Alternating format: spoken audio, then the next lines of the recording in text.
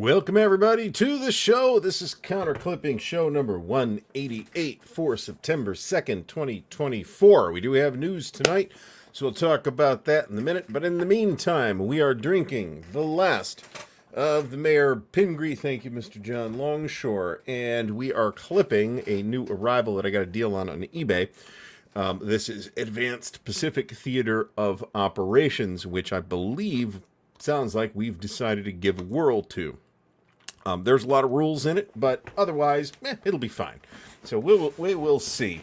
I finished, I wasn't actually clipping GTS Utah last week, Jeff Beeler. I was clipping Thunder on the Mississippi, which is not done. I hate doing that, but here we are. So what can I say? We are clipping Soviets first because they're small. In any case, I'd like to remind everybody to please do like the video or subscribe to the channel if you're not subscribed already. There's a whole pile of ways to support the channel and the show down in the video description, including the Patreon. Big shout out to the patrons of Ardwulf's Lair, as well as our official sponsor of the Counter Clipping show, our good friends at Noble Knight Games, who I might have some news about a visit to soonish. We'll see. That is probably going to be news that gets kind of figured out this week. That will happen at some point. It's just a matter of exactly when, and it's sounding like it's going to be soon. So we'll get to that when decisions are actually made. We've got a proposal at the moment on the table. So remind everybody that Super Chats and Super Stickers are also on. It's a great way to get your comment highlighted. We usually have 150 people or more here. It's very easy for me to miss lots of comments, but I am guaranteed to respond to anything that comes in via a super sticker or super chat, and it helps to support the channel, and I really appreciate it. So that is all down there. Now, down in the video description, as we segue our way into the news here, is our Noble Knight affiliate link. The way this works is, if you're going to buy something from Noble Knight, click that affiliate link, go buy whatever it is, and I will get a little bit of a kickback in the form of store credit. And we are working towards a goal here, which I'll get to a couple of extra things here, but I want to, before I forget to mention this tonight, I do have an update on the campaign for the SPI quads. And that update is the recently arrived, literally yesterday on Sunday, Mech War 2. It is in terrific shape. Game designed by Mr. Mark Herman per the cover, and development by Tom Walczyk and Donnie the Punk Stephen Donaldson. So thanks to everybody who has helped out with this, and thanks to Noble Knight Games for being such terrific sponsors. I really do appreciate that. So we have a new card here. We're at 40% of this. I think folks that have been looking at prices on these and availability will generally know what order these will be occurring in. We'll move them around as the circumstances warrant. This is more Soviet naval here. So, and in the meantime, since I picked this up, I thought we might talk about the idea of an advanced version of an existing war game, and that is tonight's topic. There's a couple of different examples we can use here, not just this, and in fact, I am totally unqualified to talk about this very much, but we can talk about things like ASL or Advanced Third Reich, and a number of other things, including some things that come with like an advanced version in the box. Are you supposed to be playing the advanced version? I mean, that's something to talk about. So that is tonight's topic. Now, let me get the banner up here. And let me give shout-outs here before I miss this. I believe I've only forgotten to do this once, but I don't want that to happen again because it's awkward. So let's say hello to Alistair Logie, Board Gaming Geezer, Bob Kowalczyk. Bob, thanks so much for becoming our latest Swordsman-level patron. I really do appreciate it. Chet Bell, Chris Yap, Commando Solo 193, Del Wennar, Daniel Silverthorne, Dirk Plexiglass, Doug Blayart, A4 Airman from sunny Southwest Ohio, Eric Goebel, Garrison Venn, Gronyard Rich, Jason Williams, Jeff Beeler, Jeffrey Edwards, Joe Faust from sunny Northeast Ohio, chilly here today, but nice, John Clark, Joseph Hammond, Lee Grant Manders, Matt Taylor, Meandering Mike, Midi Doctors, welcome to the show. Paw, Perry Sparopoulos, Spare Rib, Stacking Limit, Stephen Rochelle, Stigler is in the house, Tailwind, Tim Greenhaw, Tim Zales, Vincenzo Beretta, William Aarons, and William Bird. Let me apologize to anybody whom I have missed. So this is another thing that came up in casual conversation today. So, all right. So apparently somebody had an issue. So, Dirk Plexiglass says that Noble Knight not bad, good customer service. They refunded 100% of a used game they got from them that had an awful stench when open. I am not going to tell anybody that, given the volume that Noble Knight does, that they do not occasionally run into problems. That happens, and it's happened to me a couple of times. And every time I have called them, and they have straightened it out, and that is pretty much it. The only way they're not going to straighten it out is if you call up and immediately go completely bananas on them. In which case, well, they're probably not going to play ball, and they shouldn't. So be a grown up, talk to them like grown ups, and it'll be fine. Anyway, Mike says they need to do a little better vetting of items they get for trade, or some northern woodchuck crawled into the... Ugh, that sounds disgusting. That's possible. I mean, this stuff happens sometimes. Like I said, call them and they'll fix it. That's it. Now, in the actual piece of Wargaming news, we do have the GMT sale, which starts tomorrow. I'm not even going to look at that until midday because they usually crushes their website. And I don't particularly want to deal with that. Somehow I have moved to the British without realizing it. We don't want to do that. So yeah, I'm not sure if I'm ordering anything or not. I might be. Chances are pretty good I'll buy something, but I don't want to buy too much either because I'm trying to make sure that the funds are available for SD HistCon in November, and it's, you know, not an exceptionally cheap trip, right? As we've covered. I'm also going to tell you this evening at some point what the next 3 weeks are for guests on the Chit Show. So you'll get that news tonight too, because we've been working ahead. I've actually done the work in this case. Usually it is actually Dan. Tonight it is me. I have... I missed you. Well, YouTube missed you. The legend himself, Fucko himself, is here this evening. Oh, I understand this completely, actually. Absolutely. This is not a bad idea. And you know what? If GMT had 1.5-inch boxes, I would actually buy an 1.5-inch box or two. I have a use for a couple of them. But they don't. They only have the 2-inch and the 3-inch boxes. I might order some boxes, but I did that particular idea will not be happening this particular time. So I guess I could make my boxes by hand, but why? I don't want to do that. I would rather buy a box and let somebody else do the work. So GMT sale, as Jonathan Dyer points out, they have already sent out the communiques about this. So everybody that is that this is relevant to should have the information already. Sale starts at 9:30 p.m. local time, which for GMT is Pacific time. So Eric Hansen, thanks for stopping by. And Chris Yap also saving dollars for SD HistCon. I don't expect it to be a super spendy convention, but it's, you know, it's expensive to just get there. Bob Kowalczyk, I do have the file repository. If you need a hand with finding that, let me know. But I do have the 3D printed file model repository, which is still active. I haven't added anything to it since the last round of tray compartment dividers for the Cube for Me trays. And Purple Norseman, thanks for stopping by. And Scott Rowland. So there's nothing new, but it is still there. And we do have actually 3 Soviet headquarters, which is more than I expected. But, I mean, it makes sense, given the way they deployed stuff out that way in the Pacific. But I'm a little surprised that there's as many as 3 from a game simulation standpoint. This might be worth a look, Stephen Rochelle. Thank you for this this pointer. This might, in fact, next time I place a tray order with Cube for Me, which doesn't need to be particularly soon, I bought a big pile of them, and I've used some of those, but then they were kind enough to send me some. So I appreciate that. Thank you, Cube for Me. And their trays are great, but I haven't ordered any of those boxes yet, so that is worth a look. There were some people talking about liking this thing, and it's an imposing looking game, right? It's got 2 big fat, like 60 or 80 page rule books, so there's kind of a lot going on here.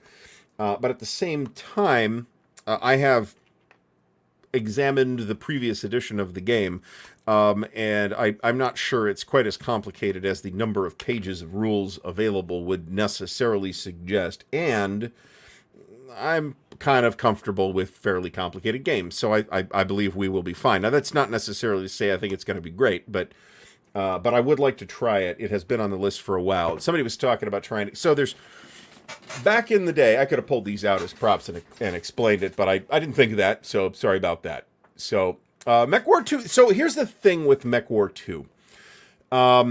Mech War 2 is basically two games in a 4-inch soapbox that were individually available as boxed games. So it feels like it is one of those that never really seems to go for a giant pile of money. This was not especially expensive. So even in the fact that it was all store credit, it was not expensive even in those terms. So, and I like the maps. It's a decent looking game. It's got 800 counters. That sounds approximately correct.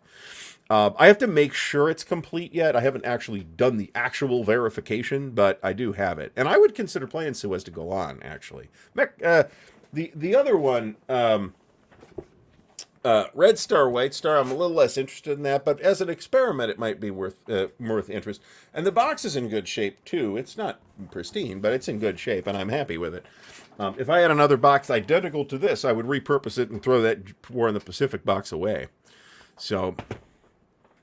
I Napoleon should still be available at this time, but I would not expect it to remain available for much longer. And don't be totally stunned if it goes out unavailable during the sale. So if you're going to place that particular order, you might want to make sure it goes in tomorrow if you can struggle through the website. All right, so let's see here.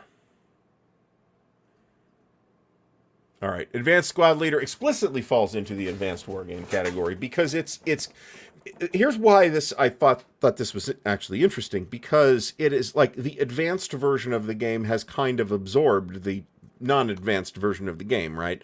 That's not necessarily true for all advanced games, nor do I necessarily require that the word advanced be in the title somewhere. Jonathan Dyer says there's about 100 copies of I Napoleon left. So I was just handed another stack of about 20 counter trays today, so I think I'm good on GMT counter trays, considering I wasn't out of them before. I think I'm good. We will see. There is, you know what? Iggy Crichtel says Advanced Squad Leader is less complicated than Squad Leader, and there is actually a non-trivial sense in which this is quite accurate. I mean, remember that the original motivation for doing Advanced Squad Leader in the first place was to clean up the mess that Squad Leader was by the time GI Anvil of Victory, oh, that's Zhukov, how about that, who was out in the Pacific for a while, is to clean up the mess that had been left by the 3 expansions for regular Squad Leader, in particular GI Anvil of Victory, which was kind of the most impactful one in that regard. We also have considerable numbers of Soviet ski troops here, which I thought was interesting. We could actually go through the GMT sale tonight. If anybody wants to see, let's go through the sale of what's available. I guess we could do that. That'll kind of eat the topic, and we won't talk about Advanced Wargames very much, but because that'll take a while. They got a lot of stuff. This we knew. Oh, yeah, that's another piece of news, actually. MMP put out the, I believe last word has passed at this point, but MMP had put out the last word for the new printing of Doomed Battalions. I did order this. This is the last of the core modules that I need in their recent versions. My Doomed Battalions is the original Avalon Hill Doomed Battalions, and it needs to be advanced. It needs to be replaced. Or upgraded, if you will, with the new stuff. A lot of which is just about the giant pile of additional scenarios that you'll get in the box, that's fantastic, but there's that. So, all right, and as Jeff Beeler points out, I knew this, and I believe we have actually mentioned it before. Tatanak Games, which was in Halifax, is moving to Ontario, which is closer to Dan. I'm not sure how much closer it is, because I'm not that familiar with Canadian geography. I know where Ontario is and where Nova Scotia is, and roughly where Halifax and Toronto are, but where Kingston is, I'm not sure. So somebody will say it in the chat. Groucho asks... I mean, back orders, I don't have any back orders with the GMT, but I have a considerable number of P500 orders, which should surprise nobody. Groucho asks is advanced short for more complex and more accurate? Maybe. I usually will hedge away. I do not wish to spill the whiskey on the expensive new war game. Who is Osgood? Oh, okay, so this would be closer to Dan then, since Toronto's east of Montreal. So, I mean, this is sufficiently informative. I'm good with this piece of information. Sagacious Hamster needs counter trays, nothing from the sale, 3 or 4 P500. 3 or 4, God, that's charming. I think I might have 25 P500 orders. Now, admittedly, that's not all coming out in the next 6 months, right? Some of that stuff won't be out for years, but still. This is a good idea, and Gene himself, I'm not sure it was Gene, but somebody on the show the other night did recommend doing this, kind of load your cart up in advance and then plug everything in while the sale is live. That's a pretty good idea. And I hear OSG is moving too. I didn't need. All right, so I guess that's who Osgood was supposed to be. I didn't know that. Maybe I missed the newsletter out of Kevin Zucker. That's possible. Toronto. I might have said East, but I have it straight in my head. The Scott Rowland considers any game with more than 30 pages of rules advanced. Now, you know what? This is fair. I mean, if you just don't want to deal with that. Now, with the caveat that the number of pages of rules do not necessarily map directly to the game's overall complexity. There are some relatively straightforward games with relatively lengthy rule books, including some SPI stuff for that matter. But a great example that I will point out from relatively recently is the NATO, The Cold War Goes Hot from Compass, which has, as I recall, about an 80-page rule book, but it's not 80 pages worth of complexity, right? There's a lot of repetition in there. It's very well organized. There's tons of illustrations, all that stuff. Drew Kennewell, thanks for coming by this evening. I don't know what this unit is. Well, I guess it's going there for now. It'll be fine. We do have... okay. We've got all kinds of different stuff here. Honestly, all these Soviets are probably going in one compartment anyway. So, this is true too. You could end up running out of... Interesting. Running out of stock GMT while it's sitting in your cart, for example. That could conceivably happen. I'm not getting a lot of requests for let's go through the GMT stuff and talk about what's good. We could do that, but and I would be happy to do that. But if nobody wants to see it, we won't. In any case, did I finish? Yes, I did. It is 100% completely clipped. It is organized in baggies because that's how the rest of the GTS games are organized, and I'm okay with that. Is it perfect? It's not, but fine, whatever. We're not even dealing with this. We're just putting all the armor and all the armor together and all the mech together, and I guess this is motorized stuff. There's a lot of... they're cookie cutter units, but there's a bunch of different cookie cutter units. Let me put it that way. So this is another example, though, of GMT's Panzer, where there's a basic game in the box, right? There's no separate advanced game. There's a basic game in the box and then an advanced game in the box. And I feel like in the case of Panzer, and I am saying this having not played Panzer, in either of its, or any of its versions, actually, considering there's at least 3 and maybe as many as 4 versions of that floating around over the decades. What was this? This is another leader. I get the sense that people are generally aiming themselves at the advanced game for Panzer. Okay. On the other hand, if you take something like GMT's Next War series, all of which also have a beginner's game and an advanced game, I don't necessarily think that I think you could get... Let me start the statement over. I think if you buy GMT's Panzer, and again, feel free to argue with me here. John C. from the sunny Philippines amongst the typhoon, so possibly not super duper funny. So, I have all the OSG stuff that I wanted, so... I mean, this is true, but they also bunged a bunch of stuff up, too, especially in GI Anvil Victory. So if one was to buy GMT's Panzer, and either North Africa, which is a standalone, or the basic set, or whatever you want, I feel like you could get your money's worth out of it while never necessarily stepping up to the advanced game. I think you could continue to play the different scenarios and the different modules for Panzer and just with the basic rules. And I think maybe you're not getting everything out of it you might, but you'd probably be fine and you'd probably be satisfied at the end of that transaction, okay? On the other hand, if you were to pick up the GMT Next War games and never touch the advanced game, then I'm not sure you should have bought that game. I think what makes those games as interesting as they are is almost exclusively found in the advanced game. So, typically, this is a good question, Alistair.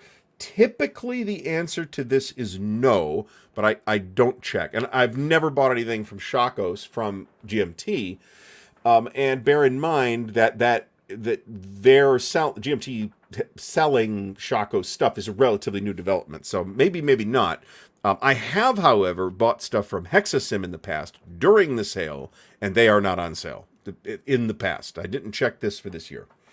So the expectation is that some, but not all, of the third-party stuff that GMT sells will be on sale, but don't count on it. It'll say specifically in the notification. GMT sale stuff, Rogue 77, we're kind of still on. The sale doesn't start till tomorrow, so feel free to go check that out. I was hearing somebody said 9:30 a.m. Pacific time. So there we go. Indeed, he is. I think this is a fair statement, because there's no like official definition of what that means, right? So fine, we can say that the GMT 5th edition Russian campaign could be like the advanced Russian campaign, and there's some truth to that. But it's also all in the box, and it's kind of an all-in-one options type of arrangement, and it's not getting reprinted, remember, so if you want it, you better find it now, because you're probably already paying a premium for it. All right, so I believe what we're saying is that the answer is no, the Shako stuff will not be on sale. This is not surprising. So, and it doesn't feel like Monday, if it makes anybody feel better, it didn't feel like Monday here either today, because we were off, so... which is fine. I was happy to be off, but it's unusual. So, 5 a.m. Pacific time, 5:30 Adelaide time. 5:30 a.m. Pacific time, 5:30 p.m. Adelaide time. Okay. All right, where the fuck was this going? There we go. So I was actually concerned about this because I expected center nibs on the counters, and to my surprise, there are no center nibs on any of the 6 counter sheets in this game. I was happy about that. I mean, I'm not shocked by this at all, because remember, they're a third party. They're essentially functioning as a distributor here, so don't be shocked if nobody should be surprised by this news. It would have been cool had they been on sale, but if they're not, I'm not shocked. You can basically, more or less, you can play it like an equivalent to the Avalon Hill version of Russian Campaign out of that 5th edition box. You can also play a very kit-bashed Russian Campaign by using some or all of the options that are present in that box. Now, I will point out that it is not called this, but there is an advanced version of this out. It is called the Russia Besieged from Compass, and designer Art Lubinacci, and it's a pretty well-respected game, and it plays pretty quickly. At Compass Expo, Art reliably gets in at least 1 game a day of this, so this will be worthwhile too. I haven't actually looked at the communications because I've been busy, so... Mr. David Zell, thanks for stopping by. Yeah, so, I mean, if you want kind of the complete Russian campaign package, then I would recommend the GMT version, if you can get it. If you just kind of want to try Russian campaign and will be satisfied to kind of keep it at a relatively simple level, much like you would have gotten out of the old versions, then I think the Compass version will be fine. I have both, and I'm fine with that, so... Although both is not really necessary. If you want the options, you play with the one with the options, and if you don't care about the options, you get the one without the options. So there's that. Listed by rarity and a series. Maybe we need to take a look at this. I haven't really looked at it. I don't want to go through product necessarily, because that would eat the entire show. But what I will do is show you this. And this will at least give people kind of the official word.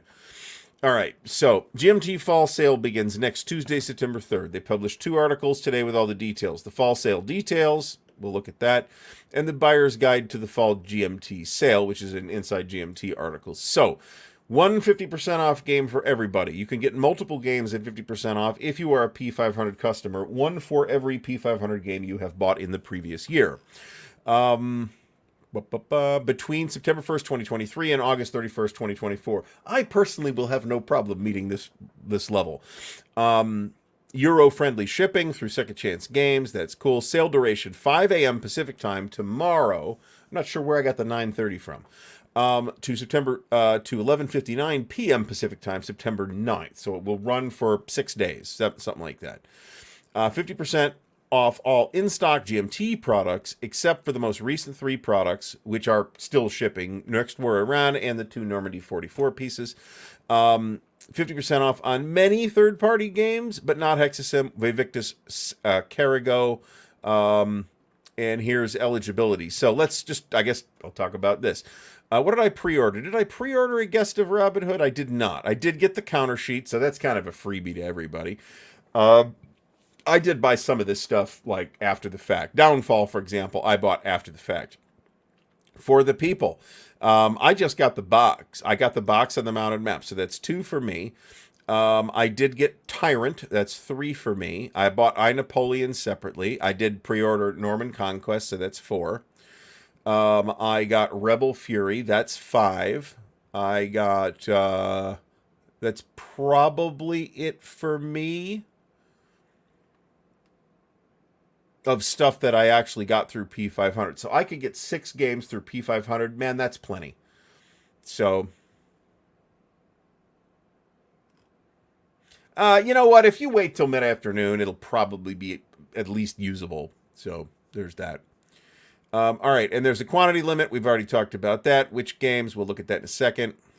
I'm going to blow through this super duper fast because, like I said, I don't want to eat the entire show with talking about the GMT sale. Although, by all means, buy stuff from GMT. Let's switch to here and then here. Yeah, that works. All right, so sale buyer's guide. Which games are close to going out of stock? This is surprising. Banish All Their Fears. That just came out. I think that was released in the last year. I bought that through somebody. I forget. It wasn't GMT. So things looking here that I would seriously grab if you're really interested. I would be stunned if Banish All Their Fears got reprinted ever. So if you want that, you might want to grab it. Into the Woods, Dynamite Shiloh game from the GBACW system. This Accursed Civil War will probably come back in a dual pack. You might want to think about waiting on that if you're in no hurry. If you are in a hurry, then maybe you grab it at 50% off. And U.S. Civil War, again, is a marvelous game. And Triumphant Tragedy is terrific, too. So there's good stuff here. And then there's the MBT stuff, but I can't tell you anything about that. Banish probably did have a smallish print run, and it hasn't gotten an incredibly warm reception, but it looks neat to me. Alphabetical list of lowest stock games. Oh, and only 90 of those left. How about that? Seas of Thunder's done better than I expected too. That was probably also not a huge print run. Yeah, see, this is the thing with GMT is I've got everything I kind of need. I mean, maybe I'll find something here. Which games have the highest retail prices? Okay. I mean, this is all good stuff, pretty much. Pacific War, obviously, I'm shocked that that's not sold out yet. Greek Battles of Julius Caesar, Dynamite Package, same with Alexander. Storm Over Asia, Triumphant Tragedy, or Storm Over Asia and Gathering Storm, I would be reluctant to buy if I was not into World at War. Thunder in the East, I don't know. I mean, that's not a terrible thing, but I would probably wait for a new version of that, personally. Accursed Civil War is part of Musket and Pike. That is correct. It's like volume 3 or 4 or something like that. Spare Rib says that Carigo is the new owner of the Vivictus line. I'm not sure I knew that, so... All right, hot summer games are in stock for the sale, including Napoleon and Rebel Fury. Can't recommend either of those highly enough. Here's some best-selling games ever that aren't in stock. So what's not in stock? Commands and Colors Ancients, Labyrinth, Empire of the Sun, Combat Commanders, something, Space Empires, Commands and Colors Napoleonics, SPQR Deluxe, and the Hunters, looks like. Of those, the Space Empires will be back out pretty soon. And the new box looks really nice, too, I gotta say. This is kind of the problem, but you are a little bit better off with Virgin Queen in this respect than you are with Here I Stand. It's a little more flexible for different numbers of players than Here I Stand is. Or at least specifically with 5 players, which Here I Stand is... Play something else if you got 5 people to play Here I Stand. It's my personal recommendation. But they do have Churchill, which is great. Here I Stand, which is great if you can get the 6 people together for 5 to 8 hours. Cuba Libre, which I have played. I think I've played Cuba Libre. Fire in the Lake's good. I like that. Lots of people like Sekigahara. I can't tell you much about it. Battle Line's fine. CDGs. This is very thorough, guys. The CDG Solar System stuff, the new For the People. If you don't have that, unless you're like just like absolutely not into Civil War, I can't recommend that highly enough. That's a marvelous game. This is true. You could totally, I mean, at most conventions, you could get games of these going. Even at Buckeye Game Fest, there is almost always a Here I Stand game going. All right, family Euro games. I'll let other people look at that list and analyze it. I don't have anything to say there. The 18XX games. I have one of the games. I think it's 1862, and I've never played it. I like 18XX games, though, when I have played them. I just don't play them much longer. I mean, this is true, but not everybody is an expert at the game, too. So it's going to take longer the first couple of times. And let's face it, there's a lot to do.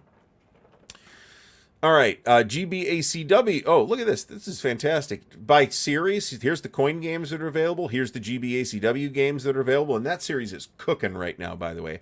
Here's GBOH, the Great Statesman games. The one... Does this mean that Pericles is out of print? Awesome for Mark. Living Campaign, Men of Iron, Musket and Pike, Next War. Most of these are available for a change. These tend to not hang around too long. So if you didn't get Iran already, you might want to think about it. Here's the Panzer series, the Mark Simonich games, Last 100 Yards, Thunder Alley, Trays, all this stuff. So a whole bunch of stuff that I'm going to not stop going through at this point. So, all right. So, I mean, nobody's surprised that their Next War Iran is not on sale. If you look at...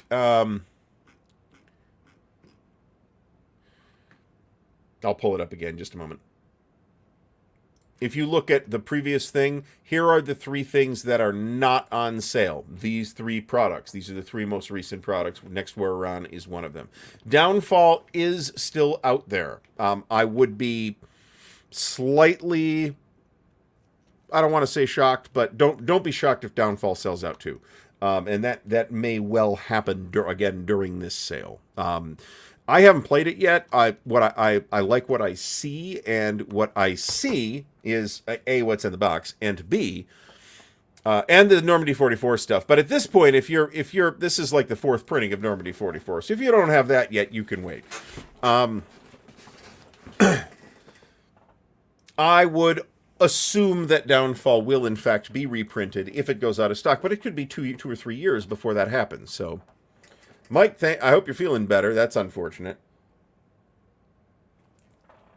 So, I like what I see in the game of Downfall, and I also like that I see it being played at essentially every convention that I go to. And I don't go to as many conventions as some people, but I do a lot better than a lot of people. So, I don't want to play that up too much, but I'm doing okay as far as convention. I go to too many conventions, quite frankly, to be completely honest about it. Just in terms of the financial and schedule load that creates. And this is like my break, bear in mind, from conventions between now and November. So, and that's making an assumption that I don't... Well, we're probably going to field trip up to Noble Night between now and then. Let me put it that way. Great game. Yeah, it's a one-of-a-kind game, really. I mean, you got to be prepared for a pretty complicated and quite long experience, but, I mean, there's really nothing else quite like Vietnam 65 to 75. I meant to highlight Chris Yap's comment here. Sorry about that. So, yeah, if you're interested in this and you are okay with the very heavy game that you'd be buying, then I would very seriously consider this. It's one of a kind. So, and this is a good idea if you're not in the U.S. and GMT doesn't have Australia-friendly shipping, as far as I'm aware. Then putting in a big order and spreading the shipping cost around a little more is a good idea. Getting a big order in with friends is perhaps an even better idea. World War One's been a pretty hopping topic for the last several years. Or really, let's say that since I've said this before. Let's say that since Paths of Glory, which really did change the landscape for World War One games, because it showed people, not just the publishers and players, that hey, we can have a World War One game that's actually fun to play. So since then, we've seen a decent number of World War One games. I won't know that I would say a lot, but we've seen a decent number. Okay, we're working on the British naval at this time. Oh, okay. I thought I saw it on the list. Jonathan Dyer says it's already out of stock. This does not surprise me. I would be surprised, like I said, if I Napoleon lasts much longer than it has already.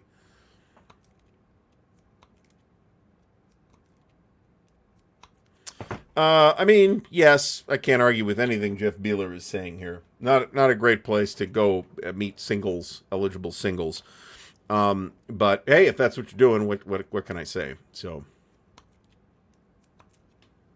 and I can't actually complain about this exactly either, CVs. It's probably not really worthwhile to sort these out by ship class, but I'm doing it anyway. So, and as Marty points out, Paths of Glory is 20 years old now. Why does that not want to work? All right. Back to the CVs. And I was actually going to say this explicitly. There's a bunch of decent World War One, well, good to great World War One games from GMT, and Compass has some good ones as well. So, Dice Tales, welcome to the show. Is there a Great Pedals in the American Civil War game for Antietam? I'm not sure what that is.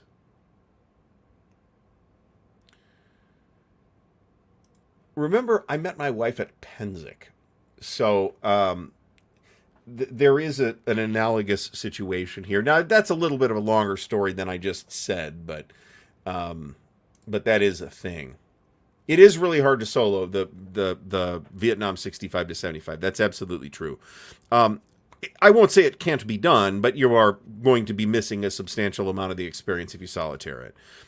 To the extent that I feel it's probably, unless you're just trying to figure it out and you're noodling with it, that's different. But beyond that, I wouldn't even try to play it solitaire.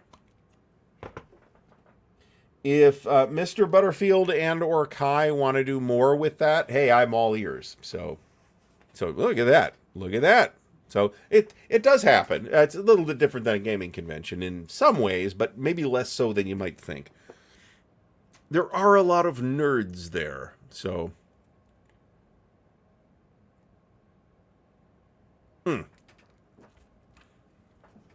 okay. So if we're if we're talking about the all right, so I think the next Antietam thing coming from GMT will be Gleam of Bayonets 2. I don't really expect to see that until maybe Stigler's got a little more visibility than I do, but I don't expect to see that on P500 until at least next year. So it will be a while before we get a lot of details. Yeah, but he solitaires everything, and I mean, good for Enrico, but I mean, it's not an experience I would recommend. I bounced off Hearts and Minds hard, to be honest. If I'm going to play a sort of lighter and more interactive Vietnam game, that game is probably going to be Fire in the Lake rather than Hearts and Minds. That's just me. Lots of people do like Hearts and Minds. John, this is a bit of a long story. Let's say it's a medieval reenactment and leave it at that. So, and I've found this to be the case, actually. So, good luck with this. John is currently working hard at, I assume we're talking about Mr. Butterfield here and the Enemy Action series. I wouldn't necessarily say that this is impossible, but at the moment, John is working on Hell's Highway revision for New England Simulations, and I probably don't think he wants to take on another Market Garden game at the same time. So the old GBACW Antietam was a TSR original. It's a what we call a Spitzer game, or SPI TSR. So it was released and published by TSR, and to my knowledge was not really developed, or at least not developed very far under SPI. Some of those games had substantial development under SPI, but were only released as TSR games. Gleaming Bayonets may have been one of those games, but I don't have any information that it was. It is a Richard Berg game. It is on Antietam, and it is ugly, but, you know, what do you want from Spitzer from the era? So I would expect better things out of the new volume, which will have more scenarios, if nothing else. Like a lot more scenarios and a lot more polish in general development. So, all right. And I agree with this. It does have some interesting ideas in it, but it felt way too abstract to me. And, you know, this is another one of those situations where maybe abstract isn't quite the right word, but I'm going to use it anyway. And Marty's right about this. These are enormously work-heavy games, but it's not like John is a stranger to that either. So John could do it and probably get some assistance with it if he wanted. But I don't know. I don't know anything about this. I would theoretically be interested in it, though, since I don't currently have a copy of this. But I would be probably happy with an old Avalon Hill copy, too, so. And this is another thing, as Perfidious Albion points out, because Bruce Maxwell's Air and Armor book is also, people have also said, oh my god, it's so huge. And it's bigger than NATO, but I have high faith in Bruce on rule books. I haven't looked through the rules yet. I've only seen the game. But I would be surprised if it wasn't at least as good a rulebook as the NATO rulebook, let me put it that way, and therefore also probably more pages than you might think warranted by its complexity. Is there a pretty good soloable Vietnam War game? This might be a Hearts and Minds type of situation. I'd have to remember. You can solitaire Fire in the Lake. It's a bit of a project as solitaire games go, as Drew Kennewell points out. It's a good game, though. I personally don't really like the using the bots in coin games. I would just be inclined to multi-hand everything. But I think coin works fine that way. I don't really have a problem with that. So, whoops. Fuck, I just bent this entire counter, and they're not that thick. It's the first time that's ever happened. It'll be fine. White Dog has Vietnam Solitaire. I haven't looked at that at all. So, if you play the entire campaign, I mean, it's 11 years, right? If you play the entire campaign of this, yeah, it's going to take you a long time. And as Chris, so I don't know that, Chris, feel free to correct me if I'm saying this in an inaccurate way. I doubt that the players in that game were really like expert level players in terms of familiarity and ability to move fast. I suspect that there was some figuring it out happening at that table. Super experienced players might move faster, but I still don't think even the most experienced players are going to finish that game in a week at a Concept World Expo or whatever. That's my belief. I think it's about a 200-hour game, and I think you will probably... Now, somebody could throw in the towel at some point, too, so there's that, but I think it's about a 200-hour game, played from beginning to end, and I think most players will have trouble doing that in a week. Let me put it that way. I'm not even sure it's even mathematically possible.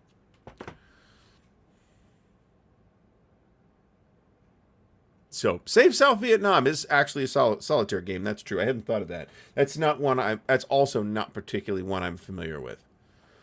There is a ton of manual bookkeeping. A lot of that could be automated. A lot of it could be automated with just a laptop and Excel, you know. So, in any case, Jonathan Dyer played Republic of Rome last year over a couple of weeks out of Blast. It's a terrific game. It's absolutely terrific. Probably takes longer than it ought to play, but it's still a great game. And I'm pretty sure they play it at WBC, or I saw it at WBC this year too, I think. I've heard good things about this, Mean Joe Green. In country, and it did pass through my hands very briefly. It did not, actually. I am thinking of Sea Lords of the Mekong Delta.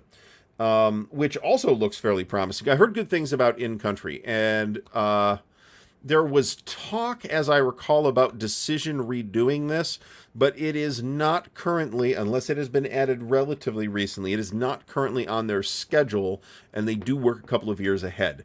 Decision is doing a reprinted deluxe version of Year of the Rat from SPI and John Prados from 1973, if I'm not mistaken. So there's that, and that might be worth a look as well. But we'll see when that comes out. One might think of, I didn't mean to imply complicated games when I said advanced war games, only games that have like a regular version and then a significantly more complicated version. No argument out of me on this, don't get me wrong, but so my thing is I spend too much of the day in front of the computer already, right? And I am really... And winter's coming, so there will be less outside time in the winter, and I will surely spend more of that time at home in front of the computer. But I would be basically fine with not spending as much time in front of the computer. So I have a lot of sympathy for this. I would not take... Now, I'm not saying anything about Red Strike in particular, but in general, I would not take the time estimates to be found on Board Game Geek seriously at all. This is, well, it's complicated. There's no doubt about that. There's also some people who and hey, we've got this now. So there's a good chance at some point what this channel is going to have to do is get some of this big complicated shit busted down onto tables and do some video content on it. That may not be a playthrough video. It may be okay, I just played this for the last 5 hours. Here's what I think, and here's what I'm pretty sure I messed up. So that will eventually have to happen. And one of the games on the list to do that with is, first heavy cruiser, is Le Grand Guerre. So, Jeff Beeler, thanks so much for the support. It is much appreciated.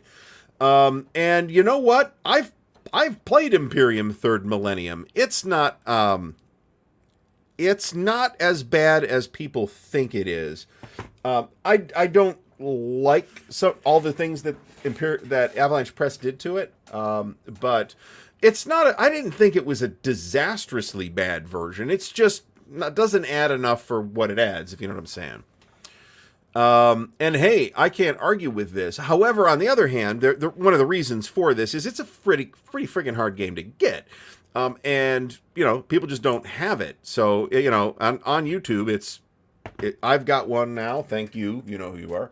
And Callendale's got one, and maybe a couple other people might have one. There's probably just as many people that have Campaign for North Africa. And Empires in Arms is another one. That's multiplayer, though, so that's a little more difficult to, like, do. And I probably would be disinclined to do Empires in Arms without the full complement of people. Let me put it that way. Advanced is absolutely in the eye of the beholder. I haven't really looked at Yashima, but I mean, a lot of times you will see a decent-sized chunk of optional rules in a particular game. I mean, even OCS has a bunch of optional rules. But I wouldn't say, even if one was to play with all of those optional rules, I don't feel like that constitutes an advanced game. Those are just little niddly bits that some people might like, and some of which we like and which we play. And that's another thing that needs to happen, is we need to get OCS happening over here. So... Rogue 77, the most complicated game he's played is the Next War along with Empire of the Sun. Are we talking about SPI's Next War here? Because I wouldn't call that simple, but I wouldn't call that extraordinarily complicated. I'm not sure it's... I'd want more experience with both before making the statement of whether it's more complicated than the other thing called the Next War. I've heard bad things about this, but, you know, you got what you got, so it's certainly... organized in a strange way, let me put it that way. I mean, even if you just like busted something down for a turn to walk through some examples or something, like there's people that do content like that. So there are some older ones too, but there's not a lot of Fed and Empire content on YouTube. There probably should be more, and yes, that has been around for eons. So, I don't believe this to actually be true. Now, whether a whole group with the whole 10 people has played the entire thing from beginning to end, that I am less confident in saying. But I wouldn't be surprised if it has occasionally happened. And a decent number of people have played some campaign for North Africa, to the sense where you can get, a good sense of the campaign for North Africa experience. I mean, not in the sense that I'm applying it here tonight, but sure. I mean, it's so much more to handle, not only in terms of the game specific rules, which are, as OCS games go, Third Winter has probably above average amount of game specific rules. It is, however, not a ridiculous amount. It's got less than Beyond the Rhine, for example, but it's got a good chunk of game specific rules. But a lot of the addition of complexity to something like Third Winter from something like Luzon is just the vast amount of additional pieces that you have to handle. That itself gives you complexity, right? Not advanced necessarily. It's just bigger, a lot bigger. All right, Eric Hansen has been playing Red Strike once a week for about 8 to 12 hours, still going strong, likely end before Christmas, 200 hours or so. I mean, I find that number credible. So, Commando Solo says there's Squad Leader, Advanced Squad Leader. Then what do you think about Squad Leader Starter Kit that came out after Squad Leader? So, there's the reason for this. I imagine most everybody in the chat knows, but I will agree with Bob's comment on this, by the way. Empire of the Sun is not really as complicated as people think it is. It does, however, feel complicated until you get the hang of it, and then you're like, this really is not that complicated. It's really not. Playing it well is another story completely. But getting the rules down, it's really not that complicated. All right, so Squad Leader. There was, in the beginning of time, there was Squad Leader. And then there were expansions for Squad Leader. Cross of Iron, Crescendo of Doom, and GI Anvil of Victory. Each of those added additional rules and cruft and OB and all kinds of other stuff to Squad Leader. And as a result, by the time GI Anvil of Victory came out, if you were playing with all of that stuff, which I personally never did, you had kind of a pretty crufty experience. It was very cluttered, just some things that didn't work right. So the decision was made to do Advanced Squad Leader, which turned out to be essentially a complete redesign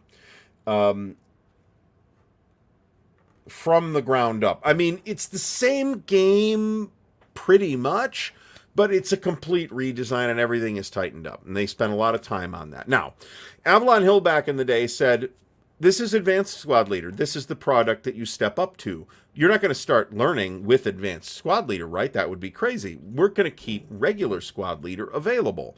And it says in the original introduction that Avalon Hill put in the thing, if you need a on-ramp to Advanced Squad Leader, go get the original Squad Leader and learn that.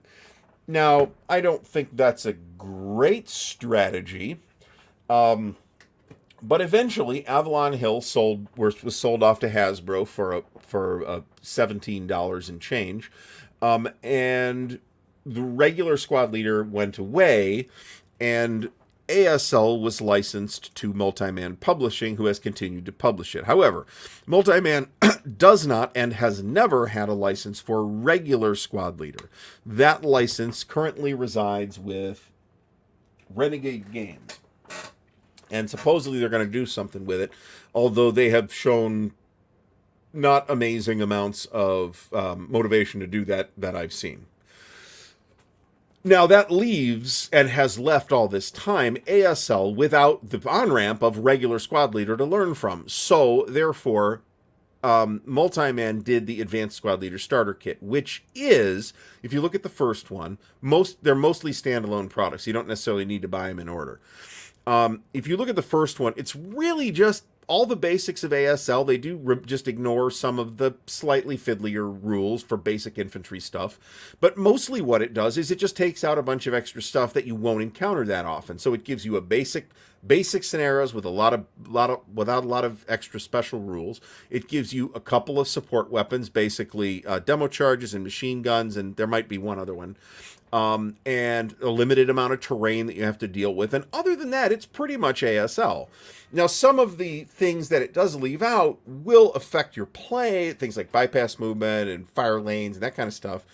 But right now, I don't think that Advanced ASL Starter Kit is going anywhere. So, I mean, you're right, but this is the way it actually works, right? Brant, thanks for stopping by. All right. Let's try and get slightly less behind here. So the original squad leader did have programmed instruction in a way that made it good for learning the game out of that box, but bad for continuing to play it out of that box unless you bought additional material for it, which is why they did expansions. Because there's only like one or maybe two scenarios in that box where you're playing with the full rules. Everything else is just kind of an on-ramp. Here's how infantry works. Here's how support weapons work. Here's how leadership works. All that stuff. So they really needed more like full scenarios, and that's why they did the expansions. Where with ASL, that's not really a problem at all. There has been so Advanced Squad Leader Starter Kit does kind of wave its hand at programmed development, but in a less obvious way. In that there's no like programmed instruction in Starter Kit number 1. But it's kind of built into the approach of ASL Starter Kit number 1. They are giving you 6 or 8 or whatever it is scenarios that are straightforward scenarios that are easy to play. And then if you step up to Starter Kit number 2, you'll get the guns. And once again, they will give you simple scenarios that are pretty easy to play. Same thing with all of the other ones as well. I really need some more water here. I've had a very, very tiring weekend. Despite having a long weekend. So, now, as Iggy Crichtel points out, there is still residual fire in Starter Kit, unless I'm misremembering that badly.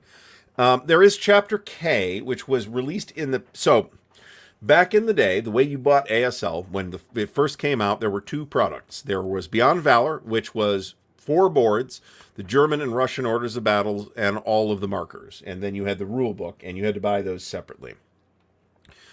But Beyond Valor is expensive. So eventually, within a year or two, Avalon Hill released Paratrooper, which is kind of a mini Beyond Valor in a way, which includes Germans and Americans, and like I think two maps and a couple of scenarios, such that. And remember, it was assumed that you had the boards 1 through 4 from the original Starter Kit. They weren't originally in Beyond Valor.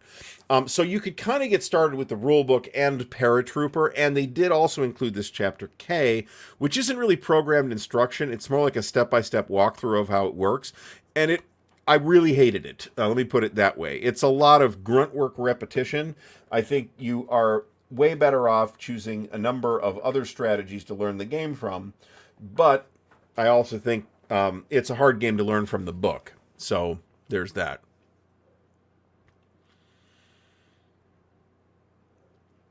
All right. Math Fun and Games, thanks for stopping by. MMP are going to be putting more focus on producing more material for the starter kit. Watch the latest ASL video from MMP people. Whose channel did that appear on? I mean, I don't think this is wrong. Don't get me wrong. I just would like to review the actual statement.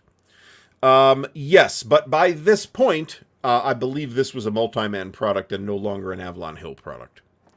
This is true. Second edition of Beyond Valor included red barricades, don't forget. But I believe that was a MMP product as well. So, I sort of agree with this, but I feel like they're doing different things in different periods, and I can live with the distinction. But I could totally understand if you played Men of Iron after playing GBOH and felt like you were getting a richer experience with GBOH. I think that is a reasonable statement. And one could, even though it's kind of the reverse situation in this case, in that there's Great Battles of History, and then later on, a simple Great Battles of History was released. We do kind of have this basic and advanced version situation with GBOH as well. And we might see that same thing for GBACW. They're working on a basic GBOACW as well. So I'll have to look at this. Thank you, John Clark, for letting me know here. ASL Academy. A bunch of people said, I'll have to watch this. I must have missed this. So, and the current edition of Beyond Valor, whatever version that is, also does include boards 1 through 4. So,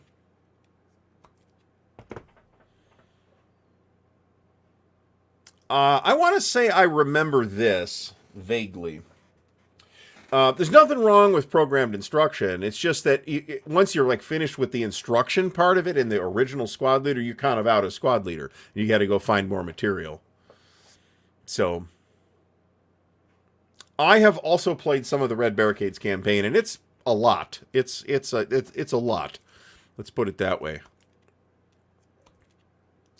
We are going to have to sort counters in a minute here because my sorting area is almost completely full. Chris Yap, thanks so much for the support. It is much appreciated. Loves a step-by-step playthrough to learn a game. That's great.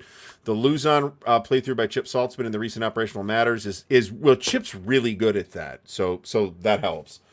And Chip and Curtis Bear, who just was the designer of Reluctant Enemies, put a lot of effort into improving play aids and improving presentation for OCS, such that learning the game would be easier. And I will also point out the tremendous play aids that are included in OCS Luzon, which by itself make it a really good game to buy to learn that game system. So, yeah, that is a video. Advanced Squad Leader Academy is a YouTube channel, and it's a very good YouTube channel. I will point out. I mean, it's ASL, so if you don't play ASL, it will be of little use to you, but it's a very good channel if you are into ASL. It's one of 2 or 3 that I would 100% be watching religiously if I played more ASL. And that's a conversation that happened today, too. I'd like to play more ASL. Been saying that for ages. Red Barricades is a pretty unique experience. So 173 people here. That's a lot of people here. So thumbs up if you haven't already. Subscribe to the channel and all that jazz. So, I mean, you're either going to play a smaller scenario out of Red Barricades, or you're going to have the stomach for an extended campaign where the Germans have to grind Soviets out of every friggin' basement and sewer. If you are into that, then you are going to love Red Barricades. I kind of liked it a lot. So, but I mean, some people will find that the play itself tedious. So, there we go. ASL Roundtable Discussion 4 with Kurt Schilling. Red Barricades campaign really forces discipline among players on conserving their units. Yes, this is true. This is absolutely true. You can't just charge into every fortified root cellar. Ooh, I believe this is true, but I don't recall that regular squad leader did this. Now, bear in mind, I haven't had regular squad leader since the literal 80s. So I've been doing, when I have done it, I have done ASL, which probably makes it sound like I've played a lot more ASL than I have. I have not played that much ASL. I'd like to play more, but because it is, you know, a very full, rich experience. Let me put it that way. But if we were still on, see, this is kind of the problem. Is ASL was, let's not use the word problem. Let's say interesting phenomenon.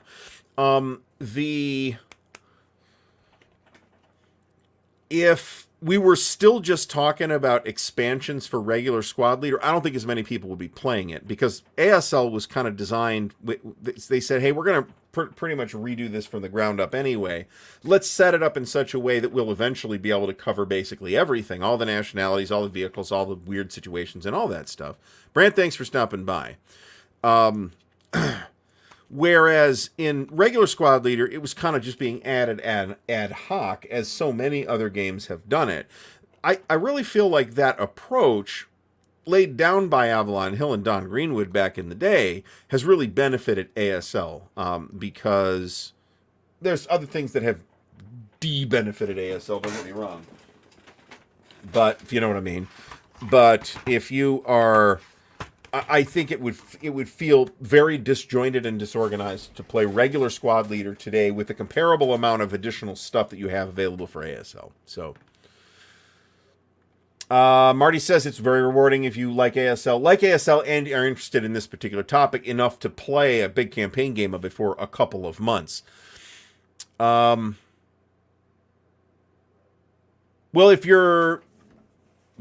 This is difficult. I mean, it's not impossible. There are people that do it, but it's not easy. Let's face it. All right, so we're going to do light cruisers and heavy cruisers. We got your light carriers,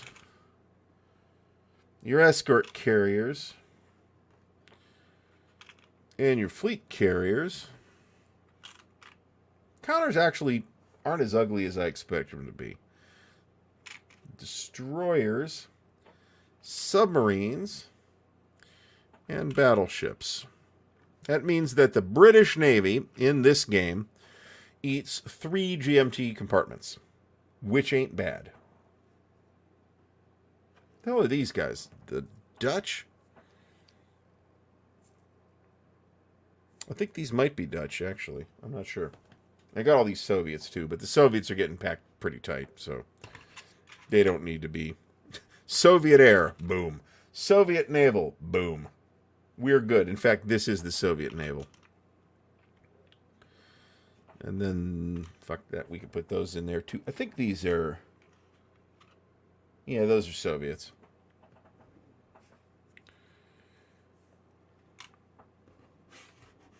And then those can go there. If I get this whole thing in 3 or 4 counter trays, I think I'll be completely happy with that. Now, Second Front is a video game that is available on Steam, and it's normally about $25, I want to say. I'm looking at this, given that it seems to be kind of an attempt to do an ASL video game type of thing. It's just been tried before, but I have my eyes on it, let me put it that way, and I may watch some video on it at some point when I have time to watch a video, which will probably not be all that soon. So this is not uncommon. There was a sticker sheet that somebody did for some errata counters or additional counters. You might have seen those, and there is an errata counter sheet as well. Molotov Cocktail, thanks for stopping by. Huh. I'd have to think a little harder about this statement. This is not a sense that I have, though. Let me put it that way. We got leaders and HQs. We'll put that here. Put this massive number of ski troops in one compartment. I don't remember specifically how the orders of battle break down in this thing to be able to tell you why there are some infantry units. We presume they are approximately corps. That have this factor and some other ones that have this other factor. I'm not sure what's going on with that. Let me just do that. These are actually not Soviets. They're Mongolians. All right. And that is half a counter sheet, which ain't bad.